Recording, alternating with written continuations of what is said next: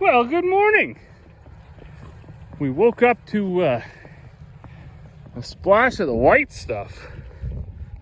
And, well, I guess it's time, about the 13th of November, so we've had a pretty good run until now. But I was out earlier.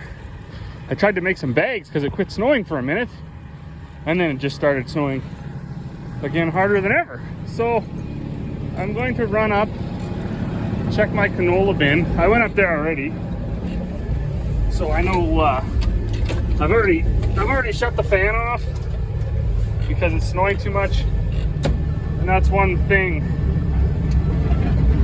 that's not helping us out so much. I was hoping that it would get cool and the relative humidity outside would go down so I could blow some air through my canola bin and move some of that heat up through there. So the bin isn't heating up or anything, it's warm from harvest. Like when we combined canola, it was like 27, 28 degrees.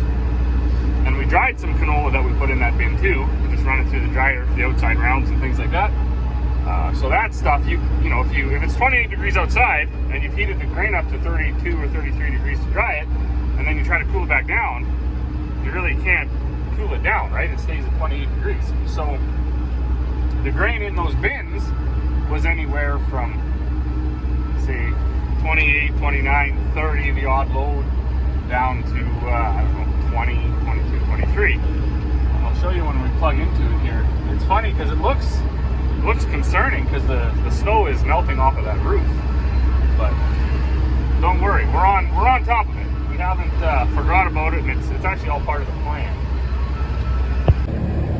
So I'm gonna boot this thing up while I'm sitting in the warmth of the telehandler. It's not all that cold outside, but it's kind of uncomfortable, and it's snowing pretty decently, so I don't want to we gotta go down to bin 27. We do this with our canola bins, and then we take some grain out of them. Bin 27.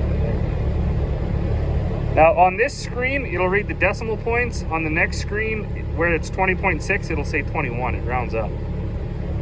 So if we go back, that's days on the bottom there. We've been checking it every couple of days since we put the fan on. So, whatever. Long before we put the fan on, it was, 28, 27. It was starting to cool down, but because it's a 10,000 bushel bin and it doesn't have full aeration and vents and all the stuff, we like to help it cool down. So, as soon as the air temperature drops off to, hopefully negatives, and it gets drier, then we kick the fan on for like, a week, and then we take 2,000-3,000 bushels out, test it, make sure that it's still dry, and then you're good for storage forever. So if you're following this here, the heat was moving up. So sensor number 1, which is the lowest one here, is the one that's on the ground in that bin, and it goes up to sensor 7 being at the very top. And I've put this picture on a few times about the natural cycle of airflow through a grain bin, how this time of year the air goes down the outside of the bin and then up the middle. That's why you'll always get hot spots in the middle of your bin. And you can see that, 22, 21, 20, because that pipe runs to the center of the bin. It was letting a little bit of heat out through that pipe and cooling down. So those first couple started to cool down, and then the next ones were pulling the heat from the outside and going up. So they go up a little bit. Try to get it to focus here. So we had, as you can see, nothing all that incredible. It was 28 long before we put the fan on.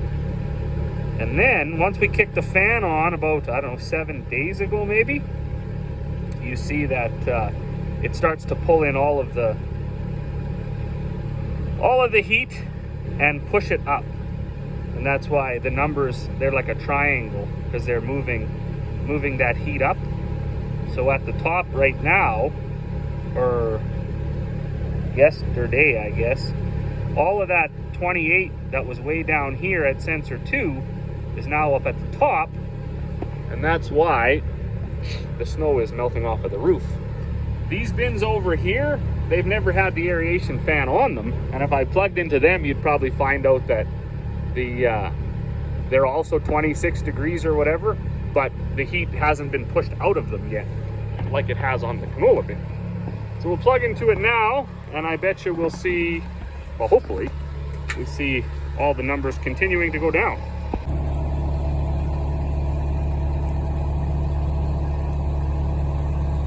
So, if we go back here, see this one that says 27.9, it'll say 28 on the next screen. The one that says 26.8 will say 27. But it's hard to do this when it's getting snowed on.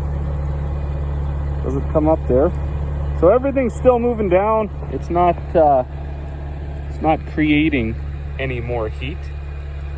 And the numbers didn't spike up. That's one thing a guy's got to worry about. Oftentimes if you have grain that's heating in a spot or whatever, as soon as you kick your fan on, you'll pull that heat out and the numbers will go up quite a bit before they go down. Been down that road. So once the snow stops, I'm going to kick it back in. I would like to get the top ones to down, you know, under 20, and then sometime once it quits snowing, we can pull a couple of loads out. Check this wheat bin just for the heck of it while I'm here. And see, you can see the top sensors on these ones are also, you know, 24, 27, things like that. But the snow isn't melting off of these roofs because the air between the roof and the grain has cooled off enough. And actually, even since I shut the fan off, you can start to see the snow starting to settle down on the roof. That is a terrifying sight when you're talking about canola or grain storage at all. When you come up to your bin yard and you see a couple of bins that the snow is melting off of, because if you don't have a fan on it, if you haven't done anything to it, and the snow is melting off of the roof, you got big trouble. Because that means it's making its own heat, and you're likely beyond the point of salvage or saving it, I guess. You're most likely at that point just trying to salvage it. And it's kind of this time of year that you have to be most cautious of your bins, especially around canola. And we've been watching them so closely because our canola was very uneven when we swathed it. It was very uneven when it came up. You know, it just, and we heard lots of stories around of guys spraying 2 or 3 times, guys spraying a couple times and then having to swath it anyways. Fortunately, it all crushed out all right, but it was just, it was just a weird year for us as far as our canola went. So we've been checking every couple of days just to make sure nothing's going wrong. We did empty this 5,400 bushel bin, and so the Super Bs are loaded, which is nice to see the snow's not melting off the tarps because that would have been no good. And it was for that 5,400 bushel bin doesn't have the ability to put air to it. So what we did was we cleaned this bin out and we filled this 2,500 bushel bin up and then put air to it. And that's, like I say, just to bring the temperature of it down, so we're not going to go into the cold months where the grain inside your bin is 28, 29 degrees, and you know, maybe it was or it wasn't 100% cured. But now that I'm up here, I'm going to check these bins anyways.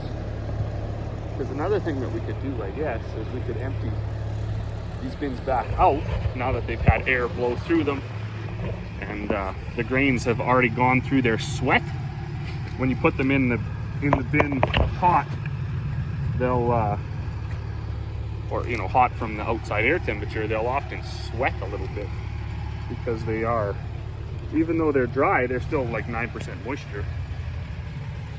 So it's good to be able to blow air through them and get that moisture away from the seed and push out. These little 2,500 bushel bins, they're easy to blow air through. The 10,000 is not so easy, but it does move it. And this one, yeah, you can see it's actually already reading negative, so that's all good.